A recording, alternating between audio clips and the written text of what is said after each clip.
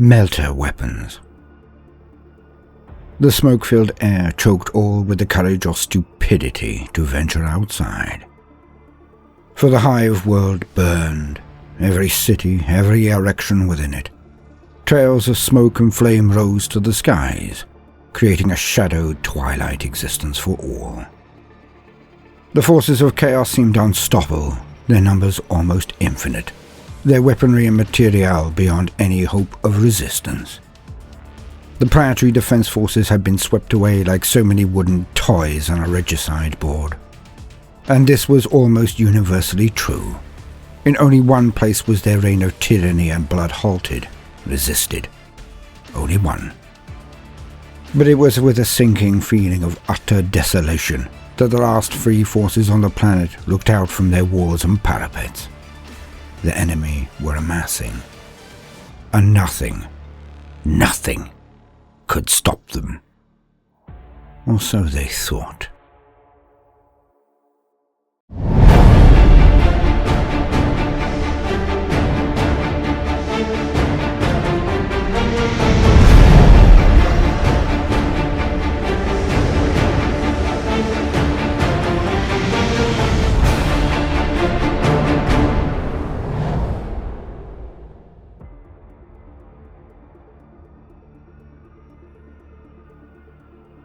Three transports came hurtling out of the skies towards Carthagia Hive, the battered and partial shielding erected in a flash, the anti-aircraft emplacements whirling into life, like sunflowers turning their faces to the glorious dawn, each raised up and pointed towards the oncoming vehicles. At the very last instant, a communication came down from the trio of storm ravens, and a moment later, only in the very nick of time, did the guns cease their tracking. Close. But it was their way, to be in the nick of time, to only disclose the necessary, and only the minimum information required to boot. The three vessels tore down through the atmosphere so quickly that few would ever have noticed them, certainly none from a distance, the smoke still billowing from the hive as it did. Coming down towards the central square before the palace of the governor, the vehicles did not even touch down properly. They hovered for a few seconds only, as 1.5 score of heavily armoured space marines leapt out of open hatches down to the ground.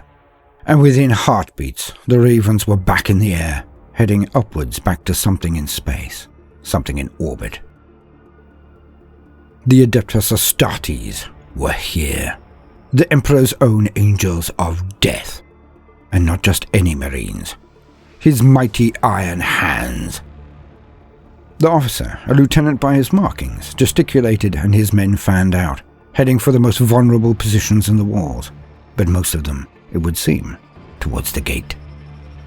The governor, unprepared for such visitors, was some time in his arrival. Having drunk himself into a stupor and preparing to give his entire family the gift of the Emperor's peace, he was not roused easily, but he was roused. But by the time he was even semi-presentable, the Astartes had disappeared into the hive. With all of the speed that he could muster by lashing and screaming at his poor carriers, the governor's palanquin made its way to the last known position of the marines, the main gates. But there he found he was utterly ignored. Stepping out and barely supporting his huge girth on his underused legs, he stood watching as the marines took up their positions. Only one word resounded around his cavernous cranium. So few. His men, now taking orders from the marines, barked out quickly, and for the first time in his long and overstuffed life, he was superfluous to requirement. None even gave him a glance, their awe at the marines captivating them, or actually responding and obeying the huge warriors as they barked out commands to the pitiful forces that had been about to roll over and die. Not now. Even one marine made a difference. But now, there were over 20. But they were not as usual marines, as far as any could tell, not being versed or experienced in the Astartes. They were larger and bulkier than any that these people had seen in Pictor propaganda. The gravis-armoured Astartes moved slowly for a marine, but deliberately, and the trap was about to be sprung. A wave of sound now hit the walls of the hive. the rumbling of huge vehicles making their way across the no-man's land betwixt the enemy lines and the battlements, and it was quickly followed by a barrage that made the shields light up like a sanguinara display. All was explosions, light, fire, and doom, as areas of the shield fell under the onslaught, tearing huge buildings apart, burning all that they touched with promethium. The devastation was horrific. But it was really all a distraction, to draw forces to firefighting and away from the main assault. What seemed like hours were merely minutes, and the next stage of the battle erupted with such clamour that the governor now wished he had never come, wished he had drunk his pre-prepared draught of instant painless relief. For there was no way in his mind, not even with the Emperor's own warriors present, that they could hold out against the forces of evil. He felt justified in his apprehension when the massive doors of the hive were smashed apart by the heavy fire of the enemy. Blown off their hinges, one dangling precariously before a myriad of other shells forced it back and into the square head overhead as it slammed into a cathedral at the front of the hive. The smoke and debris still falling all around him, clarity of vision not possible beyond the gate housing itself, when the first of the huge war engines barged through the gap, and its tentacles grabbed the closest men and dashed them against walls, threw them in the air, the hideous monsters crashing and biting men in half as they appeared. But the initial shock was limited, and before he could understand what was happening, the monsters seemed to be melting before his very eyes. As he whipped around, he saw groups of 3 of these huge Primaris warriors. Eradicators, someone had barked at one point, he was sure. They simply walked forward. Under hails of fire, lasgun, bolter and stubber tore towards the Marines, and it seemed as if nothing could survive their ire. But onwards the Iron Hand Marines strode, stubber rounds pinging as they ricocheted off their Gravis armor. Bolters hit, but left only dents. Lasguns merely scratched their paint or made it bubble slightly. Nothing could stop them. And they appeared so calm. No shouting, no wild gesticulation, no running, and no ducking. They simply marched onwards, grinding down their enemies, making all before them a mire of melted metal and bones. And this went on for an hour, before it was simply impossible for the attacking force to come within 50 yards of the gap. So many of the monsters, armor and carriers of the traitors had been annihilated. And as one, suddenly, the firing ceased. The Marines now stood, stock still, and looked up. The governor followed their eyes. They had merely been buying time, been holding out. As the governor now saw a huge metal whale-like ship descending into low orbit, blotting out the sun. The governor was forced to his knees by the raising and falling of the ground itself. The shockwaves that hit him, and all anywhere near the gap, as the battle barge of the Iron Hands opened fire on the collected Chaos Army below. The barrage went on for only a few minutes, but when it ended, there was not a man, woman, or beast alive outside on the plains. And the governor could only utter one sentence to convey his awe and terror at what he had witnessed. The Emperor protects.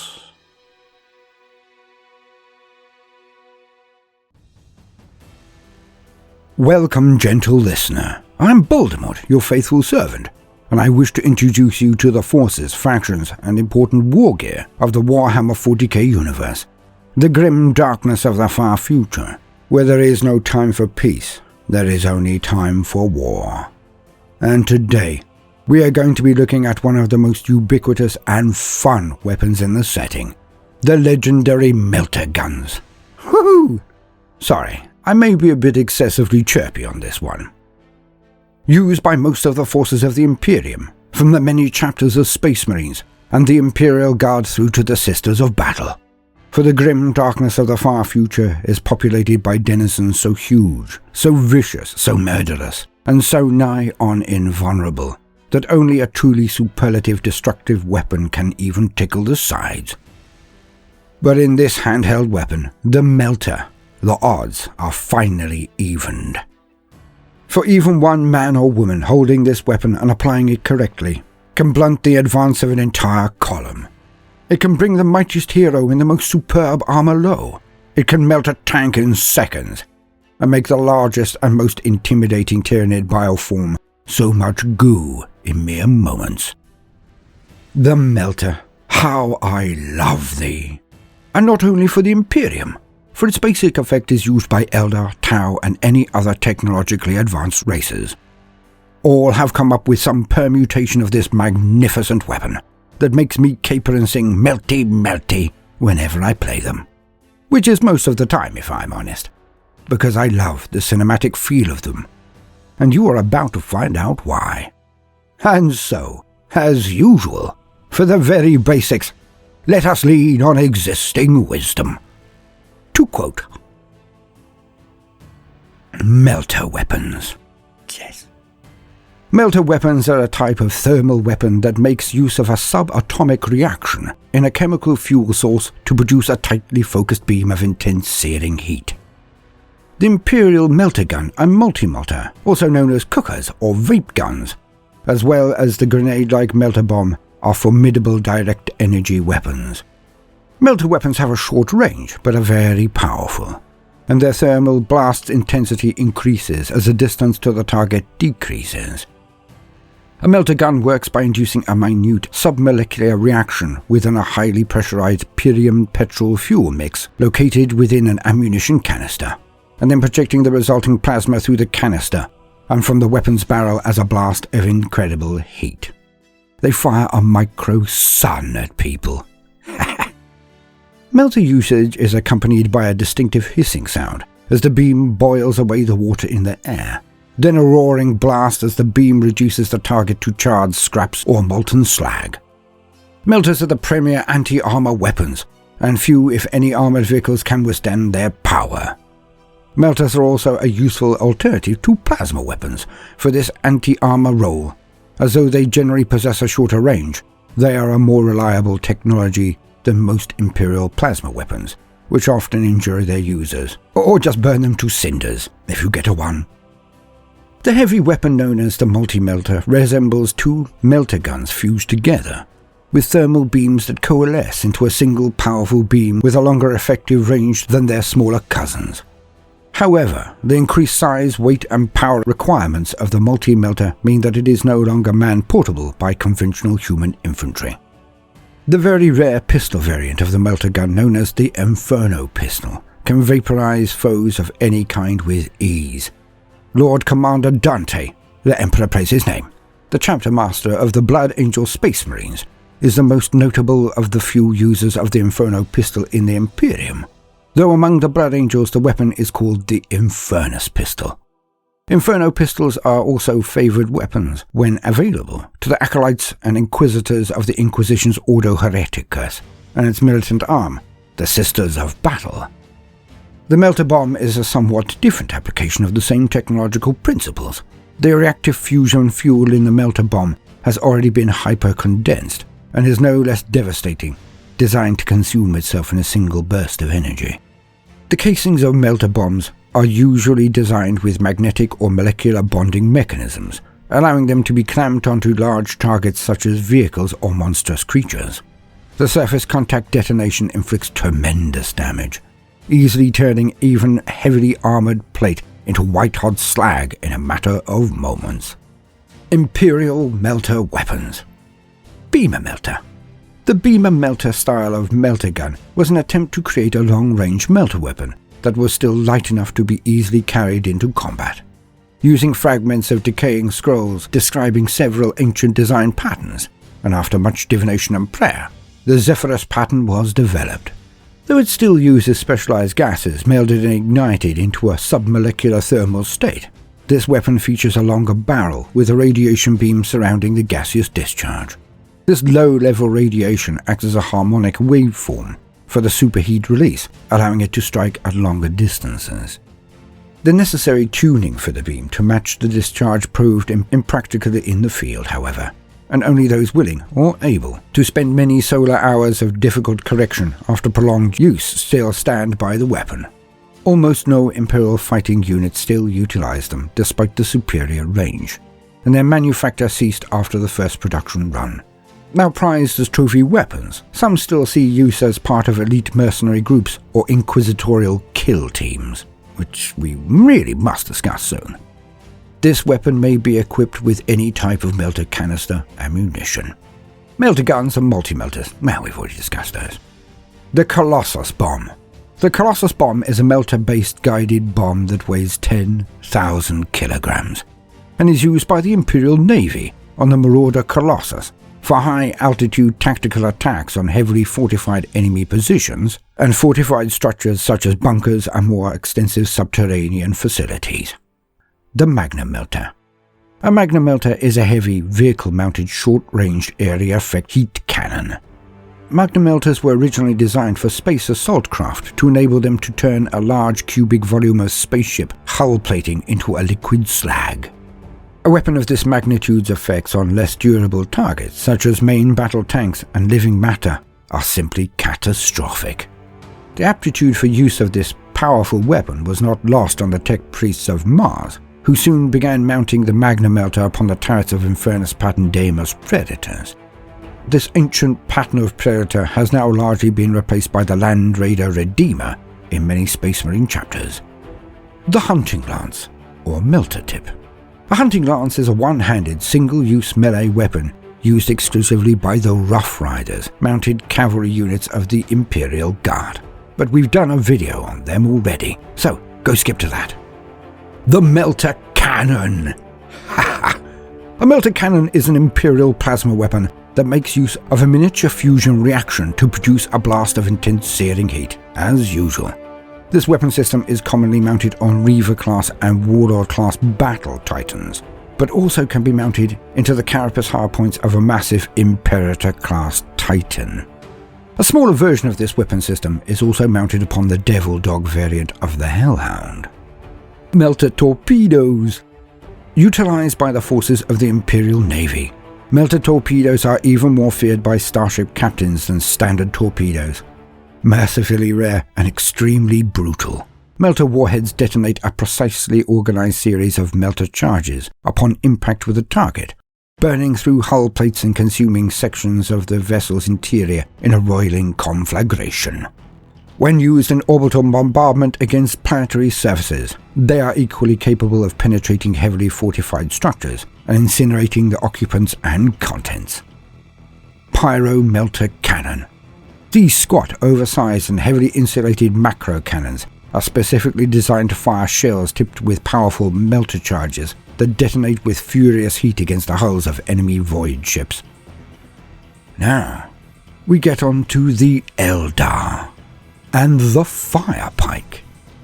The Fire Pike.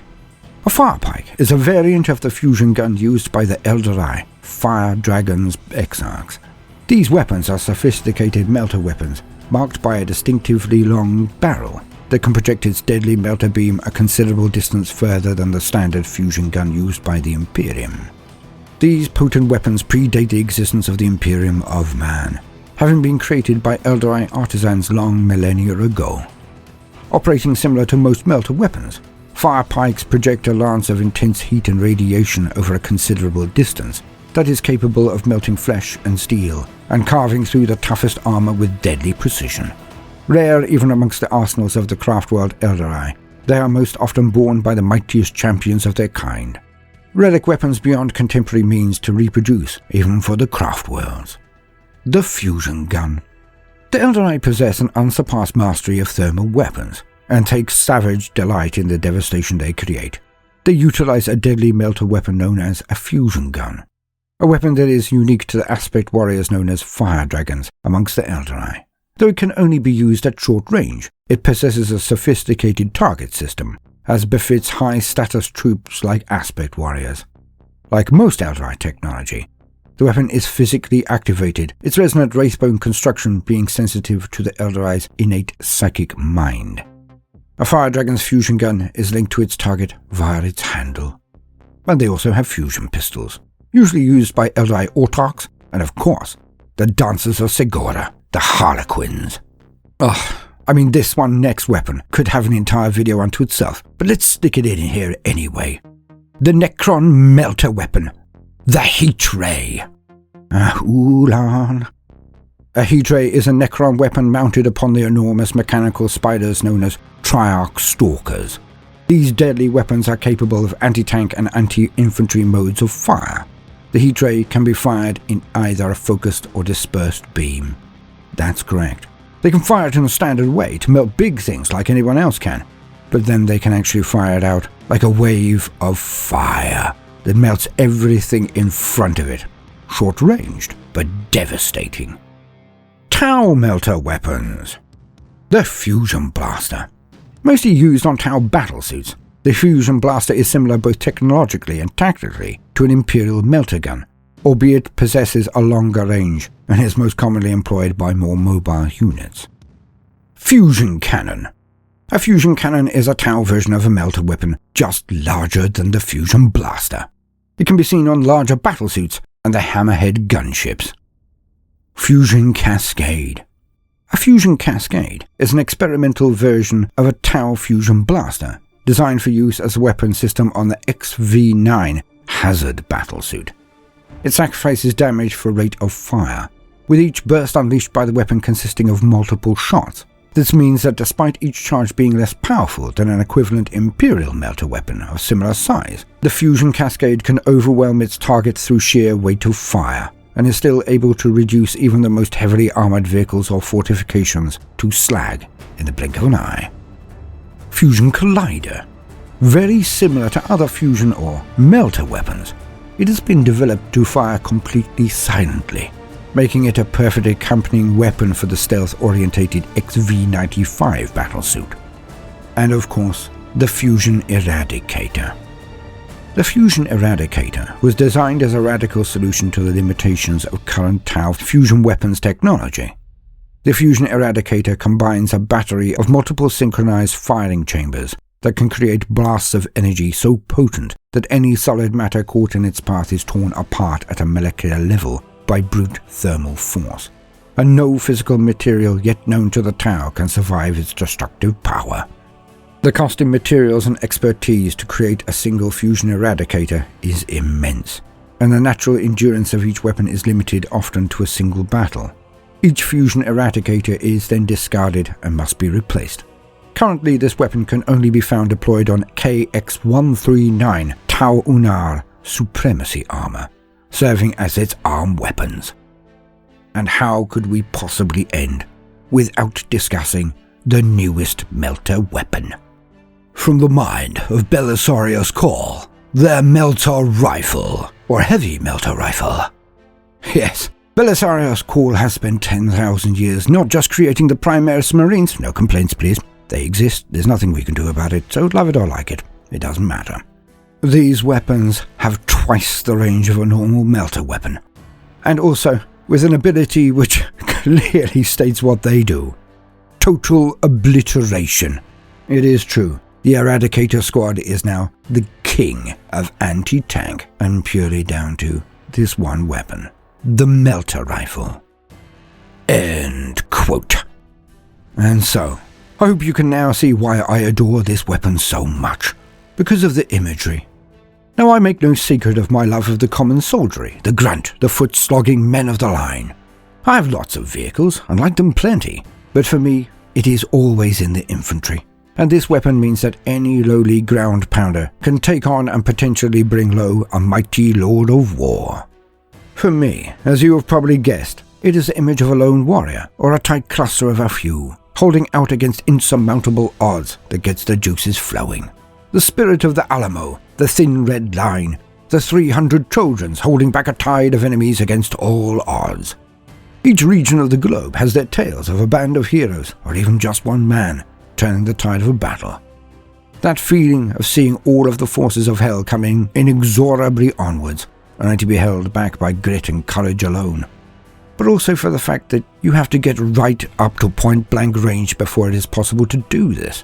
The holding of fire until you can see the whites of their eyes. The one man or woman huddled in a trench waiting for 100-ton or more Goliath to just get close enough. To roll over the trench, to be stabbed in its heart, like Kirin did unto the first dragon, Glarang. But also the feeling of fun one gets when a friend has only just espied your little unit in reserve. holding them of no measure, holding them lightly, ignoring them utterly, and in the full flush of what they consider to be an absolute rout of your army, only to find that unit contains a Melta or more. And when you bring them down, you eliminate the monster or armor they are using as a spearhead to their assault. The way that one weapon, one man, can often make a walkover into a proper fight again. And being on the receiving end is just as much fun. More than once I've had my Land Raider, Rover, trundling down the field ready to open a can of whoop, his cargo of Terminators, only for a small band of pointies to jump out and fire dragon him into sludge. And of course, I love performing the same maneuver with my own fire dragons. Whipping out with a wave serpent and then melting a knight or something huge. Always fun. Simply put, the drama of it. And my only regret is that the present circumstances have prevented me from using my new melty men, an entire squad of eradicators. So aptly named, so chunky and so melty. I desperately look forward to the day I can field them with a friend. To be honest, I'm so desperate for a game, I may just have to perform the love that dare not speak its name, and to play myself. I miss playing that much. And at the very end of the day, that is why I love Warhammer. It's not a balanced game, never will be, but it is one hell of a lot of fun.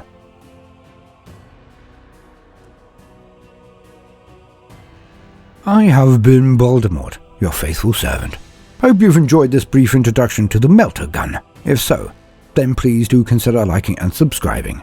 If you do, then hit the notifications button, as I would not want you to miss out.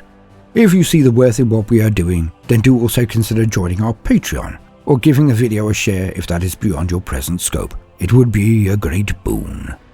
Now, no matter what you do today, do try to make some time for fun. Melty. Toodaloo.